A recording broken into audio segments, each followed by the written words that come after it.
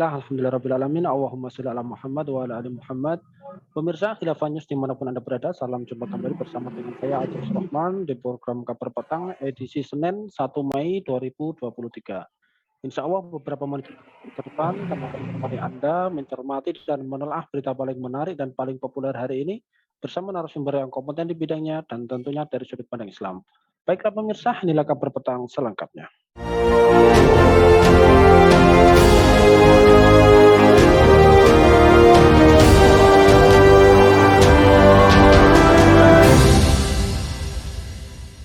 Pemirsa, pasca pencapresan Ganjar Pranowo oleh PDI Perjuangan, hasil partai dalam beragam koalisi pasti akan berubah. Wacana koalisi besar pun diprediksi tidak akan bertahan lama. Koalisi Indonesia Bersatu yang hingga kini belum menentukan siapa capresnya, dirasa akan menempuh jalan kemenangan dengan melabuhkan suaranya kepada capres yang paling potensial. Jika koalisi perubahan untuk persatuan yang mendukung pencapresan Anies Baswedan diperkirakan akan semakin solid karena tinggal menetapkan cawapres, maka kondisi seperti ini tidak akan terjadi pada koalisi Indonesia Bersatu. Nah, pemirsa melihat dan mencermati kondisi kekinian perpolitikan di Indonesia, kira-kira apakah koalisi yang solid akan sulit terwujud? Apakah kepentingan dan ego antar partai menjadi faktor utama penyebab koalisi yang tidak akan bertahan lama, serta apakah yang terbangun ya jika koalisi ideologis ini tidak terjadi, melainkan hanya koalisi yang pragmatis, ini nanti akan seperti apa Indonesia tercinta kita? Pemirsa, untuk membahasnya kami telah terhubung dengan seorang pengamat politik. Beliau adalah Bung Hanif Kristianto. Kita sapa dulu beliau. Assalamualaikum warahmatullahi wabarakatuh, Bung Hanif. Waalaikumsalam warahmatullahi wabarakatuh, Mas Ayus dan juga pemirsa dimanapun Anda berada. Alhamdulillah, gimana nih kabarnya nih, Bung Hanif, sehat? Alhamdulillah sehat, sehingga bisa hadir di forum kali ini. Ya, baik Bung, menyikapi terkait dengan gelaran Pilpres 2024 yang semakin mendekati hari, ya, menjelang kompetisi Pilpres 2024, ini semua pihak yang memiliki keterkaitan, ini tengah sibuk untuk mempersiapkan banyak hal ya. Tidak terkecuali Presiden Joko Widodo yang menurut sebagian orang ini disebut-sebut ya ikut campur demi untuk mempertahankan program-program yang telah beliau rancang selama 2 periode ini. Nah, Anda melihatnya seperti apa nih terkait dengan hal tersebut? Apakah Presiden Jokowi ini juga ikut di dalam bermanuver untuk menyusun koalisi ya demi kepentingan Pilpres 2024, dan apakah yang dilakukan oleh Presiden Jokowi ini nantinya bisa mengubah ya, peta dari koalisi antar partai politik? Seperti apa Anda melihatnya ini, Bung Hanif? Ya, kalau kita melihat pasca penunjukan ya petugas partai dari PDI Perjuangan, yakni Pak Ganjar Pranowo yang saat ini menjadi Gubernur Jawa Tengah ya, ini menjadi Capres 2024 nanti, ini sangat unik ya, di tengah-tengah penghujung bulan suci Ramadan ya, kemudian juga hari Kartini ya, yang menuju hari Kartini dan sebagainya. Tentu kita tidak sekedar membincangkan terkait dengan apa yang dilakukan manuver oleh Pak Jokowi sendiri ya, mengingat pemilihan dari atau penunjukan capres ini juga adalah keputusan dari partai politik sebetulnya. Nah, namun tidak menutup kemungkinan Pak Jokowi juga turut serta dalam melanggengkan ya kekuasaannya ya pasca ya isu-isu 3 periode ataupun perpanjangan jabatan atau penundaan pemilu itu kan mulai sirna ya seiring penetapan pemilu tahun 2024. Nah, alhasil manuver ini juga merubah konstelasi ya koalisi-koalisi yang sebetulnya sudah dibentuk sejak ya masih hangat-hangatnya pembahasan terkait dengan capres. Nah, kenapa PDI Perjuangan ini seolah-olah menjadi kartu penentu ya terkait dengan puzzle koalisi yang ada ya saat ini ya, mengingat PDI sendiri secara sendirian itu berhak mengusung ya capres ya dan cawapres ya. Nah, karena memang kursinya terbanyak di DPR RI ya, dibandingkan dengan partai yang lain yang itu harus berkoalisi. Nah, makanya ya mereka masih di ujung lah ya, di ujung-ujung setelah ada deklarasi dari Pak Anies ya, kemudian juga muncul Pak Ganjar, lalu nanti mungkin juga akan diikuti Pak Prabowo yang sebetulnya ngebet juga ya dari Gerindra yang mencalonkan Pak Prabowo kembali sebagai calon presiden. Nah, alhasil memang kita tidak bisa menyendirikan ya Presiden Jokowi yang melakukan manuver. Ya ini juga sebetulnya keputusan-keputusan politik yang diambil juga oleh Ibu Megawati Soekarno Putri ya sebagai Ketua Umum PDI Perjuangan, dan tampaknya ini mungkin pilihan terakhir ya. Ya kalau kita lihat ya di antara pilihan-pilihan yang terbaik, inilah yang lebih baik ya. Mungkin seperti itu ya. Iya, ya baik. Lantas kemudian kalau kita melihat ya di dalam koalisi-koalisi yang terjalin ya, Anda melihatnya seperti apa ini di dalam sistem demokrasi yang ada di Indonesia? Apakah ini lebih kepada ego dan kepentingan antar partai atau memang karena yang lainnya? Ini jika memang faktor ego antar partai ini menjadi faktor yang utama ya, bukankah koalisi-koalisi yang dibangun dengan hal seperti ini nantinya tidak akan bertahan lama? Ini apakah bisa ini membuat negeri kita sejahtera dengan kepemimpinan yang seperti demikian ini? Ya, kalau kita amati ya di Indonesia yang multi partai ya sebetulnya ya tentu ini berbeda dengan Amerika yang memang duipartai ya, yang menganut duipartai. Nah, duipartai itu kan berarti kan seteru abadi ya.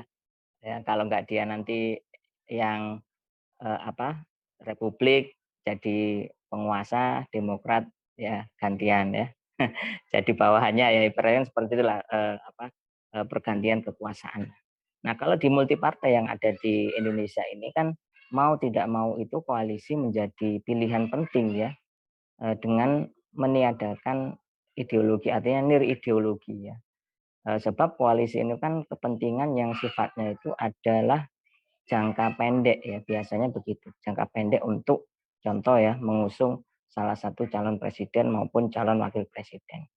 Nah, kalaupun nanti itu berlanjut biasanya ketika sudah berkuasa ya, ditunjuk menjadi menteri biasanya kan begitu ya, sebagai pembantu presiden. Nah, memang koalisi dalam sistem demokrasi itu bukan koalisi yang solid, tapi koalisi yang sulit. Nah, ini catatannya gitu ya, tidak solid tapi sulit ya. Nah, sebab apa? Ya seringnya bongkar pasang ya. Ya, kalau kita amati kemarin ya ada koalisi Indonesia Bersatu ya antara P3 kemudian PAN, Golkar. Nah, sekarang pasca PDIP mengumumkan capres itu Pak Ganjar, P3 itu langsung juga mencalonkan Pak Ganjar sebagai capres ya dari P3. Gimana nasib dari Golkar dengan PAN juga? Nah, kan gitu kan, ini bisa konstelasi. Sementara yang dari pihak Pak Anies misalnya Nasdem, PKS dan Demokrat itu kan juga sudah mencukupkan diri ya untuk mendukung Pak Anies ya. Sementara yang Gerindra sendiri masih bersikukuh untuk Pak Prabowo ya. Nah, tampaknya PKB juga masih berputar-putar ya, menempatkan Caimin ya, ya untuk ya paling tidak jadi cawapres ya. Lagi-lagi ini koalisi-koalisi yang sulit. Nah, sembari itu kalau kita amati juga ini hal yang wajar ya di dalam sistem demokrasi tadi ya, karena begitu sulitnya untuk berdiri mandiri ya, karena ini multi partai ya, beda dengan dua partai kan gitu ya. Nah ini yang unik ya, dan sekali lagi ya satu sisi nanti ada kalanya di masa pemerintahan seperti kemarin Pak SBY itu kan ya antara Demokrat kemudian PKS itu koalisi ya. Nah ketika masa Pak Jokowi Demokrat kemudian PKS itu menjadi pihak oposisi. Nah, ini yang terjadi. Jadi bongkar pasang itu hal yang biasa. Nah, manuver-manuver yang didengarkan itu sebetulnya demi apa? Kepentingan keberlangsungan partai itu ya menunjuk kadernya yang terbaik untuk duduk di kursi pemerintahan. Apakah itu nanti menjadi anggota DPR maupun menjadi menteri. Seperti itu Mas Aziz. Ya baik, jika kita melihat ya koalisi-koalisi yang terjalin itu seperti yang, sudah Anda jelaskan, bukankah ini menciptakan, sistem demokrasi yang, lebih kepada pragmatis begitu ya, yang memiliki target, jabatan dan juga kedudukan, bukan lagi, memegang idealisme di dalam, tujuan partai tersebut didirikan. Jika seperti ini kira-kira dampaknya bagi Indonesia ini seperti apa ini? Dengan demokrasi yang, diciptakan dengan koalisi yang pragmatis ini. Ya, sebetulnya kalau kita amati secara seksama ya, Indonesia ya telah berada di dalam model sistem politik demokrasi yang liberal kan gitu ya. Ya ini kondisi kebebasan dalam berpolitik ya, bahkan kadang-kadang brutal kan gitu ya. Seperti beberapa pemilu yang lalu kan gitu. Nah, karenanya ideologi itu bukan menjadi platform utama ya untuk apakah saya memutuskan berkoalisi ya, kan lebih kepada pragmatisme ya, tujuan jangka pendek kan gitu ya. Bagaimana partai itu tetap eksis ya di tengah-tengah publik ya dengan mengatasnamakan rakyat untuk berkontribusi ya, karena kontribusi partai itu kan kalau kita berikan catatan ya ketika mereka menjadi legislatif dan juga eksekutif tentunya. Ya, itu yang mereka kontribusi mereka kan begitu di situ yang mengatasnamakan rakyatnya. Sementara nasib rakyat sendiri juga harus sadar ya beberapa aturan-aturan juga seringnya tidak pro rakyat ya. Bahkan rakyat juga menjadi korban dari ya kekejaman kebijakan ya secara konstitusi ya maksudnya. Meski negeri ini sudah meninggalkan sistem yang otoriter ya pasca Orde Baru. Nah, ini yang menjadi catatan. Lalu catatan yang kedua, pragmatisme itu ya sebetulnya dua sisi dari demokrasi kan gitu ya. Nah, ketika mereka duduk di kursi kekuasaan, misalnya ketika dapat jabatan, ya mereka ya membela mati-matian ya yang didukungnya. Sebaliknya, ketika mereka menjadi oposisi, mereka juga menyerang habis-habisan, kan begitu. Nah, jadi memainkan dua wajah ya. Nah, karenanya ya kita akan tahu sendiri ya sebagai rakyat mana yang sebetulnya partai itu berjuang untuk kepentingan rakyat atau kepentingan pribadi. Bahkan kadang-kadang sudah dikooptasi oleh kalangan oligarki partai tersebut. Nah, seperti itu Mas Haris. Ya baik, terakhir Bung Hanif, ini kalau kalau kita melihat dari perhelatan pemilu 2024 ini semakin hari semakin dekat ya, partai politik juga mulai sibuk untuk berkoalisi ke sana dan juga kemari untuk, memenangkan kontestasi dari, politik tahun 2024. Nah, Anda melihatnya seperti apa ini? Apakah di tahun 2024 nanti ini menjanjikan satu perubahan baru ya bagi, negeri kita tercinta atau apa ini yang harus kita lakukan agar, Indonesia ini bisa, mengalami perubahan yang, lebih baik begitu? Nah, catatannya begini ya, pemirsa, selama sebuah sistem yang dipakai itu sama, maka tidak ada perubahan secara signifikan kecuali perubahan secara perorangan. Gitu ya. Nah, ini Ya. kuncinya ya. Siapa yang nanti akan berubah? Mungkin presidennya pasti berubah dong, nggak lagi Pak Jokowi kan gitu ya. Partai yang berkuasa ya mungkin juga akan berubah, bisa jadi tidak lagi PDIP kan gitu ya. Ya, karena partai-partai yang sudah puasa kekuasaan selama 2 periode itu juga dengan segala daya upaya juga ingin merebut kembali kekuasaan itu untuk duduk di samping kekuasaan. Nah, ini sebaliknya kondisi rakyat juga akan tetap masih sama kan gitu ya. Apa perubahan yang ada di tengah-tengah masyarakat juga perubahan yang mungkin sifatnya ya semula kan gitu ya. Tidak ada secara signifikan apakah itu akan lebih sejahtera juga tidak. Apakah akan lebih menjadi Indonesia negara maju dan hebat juga tidak. Apakah Indonesia akan menjadi negara yang super power juga tidak. Kan gitu ya. Kenapa? Karena sistemnya masih sama. Tidak akan ada perubahan secara signifikan kecuali perubahan perorangan tersebut. Nah, ini yang harus disadari oleh masyarakat tentunya. Nah, karenanya sikap edukasi kepada publik ya ini tidak boleh berhenti ya. Bagaimana kita menghadirkan ya menghadirkan sebuah edukasi yang cerdas ya, cermat dan juga mencerahkan ya kepada publik ya bahwa kalau ingin perubahan maka harus diikuti oleh perubahan sistem. Tidak cukup perubahan perorangan ini. Nah, kalau kita kembali lagi kepada kita sebagai seorang muslim, maka selayaknya perubahan itu ya ditarik garis lurus kepada perubahan Islam.